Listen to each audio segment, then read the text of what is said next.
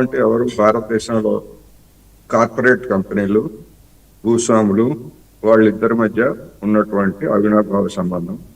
వాళ్ళ ప్రయోజనాలకు అనుగుణంగానే గద్దె మీద మన్మోహన్ సింగ్ ఉన్నా, నెహ్రూ గారు ఉన్నా, లేకపోతే వాజ్పేయి, నరేంద్ర మోడీ గారు ఎవరున్నా గాని వాళ్ళ అవసరాలకు అనుగుణంగానే విధానాలని రూపొందించాలి.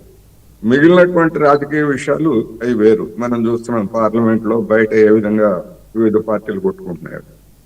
అందుకని ఎవరున్నా కానీ భారత పాలక వర్గాలకు అనుగుణంగా నడిచినటువంటి తీరే మనకి 1950 దశకం నుంచి ఇప్పటి వరకు చూస్తా ఉంటాయి. బీజేపీ, మనం వర్తమానం గురించి మాట్లాడుకుంటున్నాం కనుక బీజేపీకి సంతుష్టీకరణ అనేటువంటి పదం చాలా ఇష్టం. ఇప్పుడు ఆ సంతుష్టీకరణలోనే ఉంది బీజేపీ. ఒకవైపు డొనాల్డ్ ట్రంప్ గారిని సంతుష్టీకరిస్తా ఉంది, ఒకవైపు పుతిన్ గారిని సంతుష్టం ఉంది, షీ జిన్పింగ్ చైనాని సంతుష్టీకరిస్తా ఉంది.